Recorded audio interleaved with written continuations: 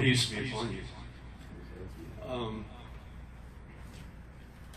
Most of the Christian tradition, or much of the Christian tradition, our prayers are spontaneous, and we speak to God as we're conversing, as you and I would talk together.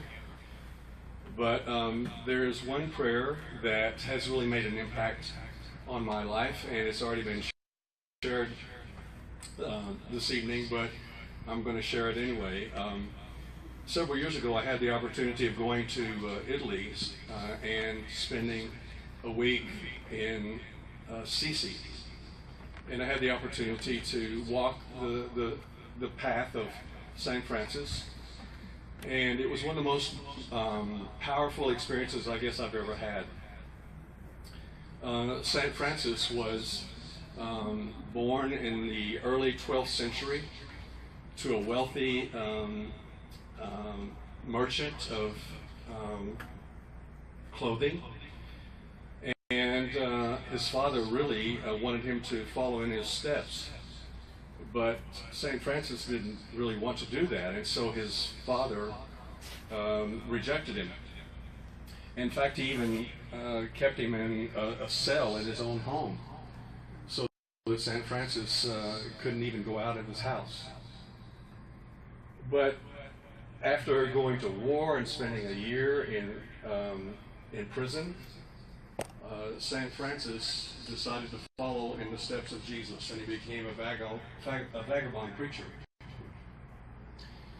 And this prayer is attributed to him. I don't know for sure whether it was his prayer or not, but I'm going to try to sing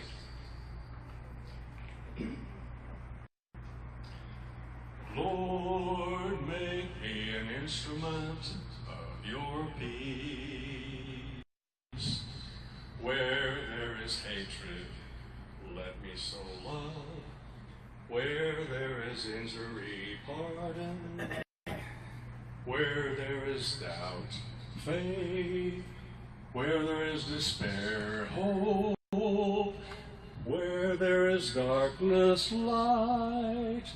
Where there is sadness, joy. O divine Master, grant that I may not so much seek to be consoled as to console, to be understood as to understand, to be loved as to love. For it is in giving that we receive.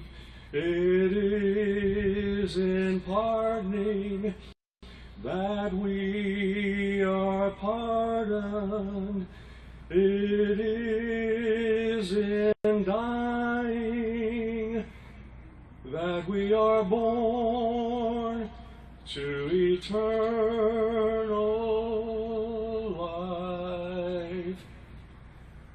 That prayer is powerful not only in its inspiration, but that prayer is known all over the world. And it's one of those prayers that I think we need to pray these days. Thank you so much, man.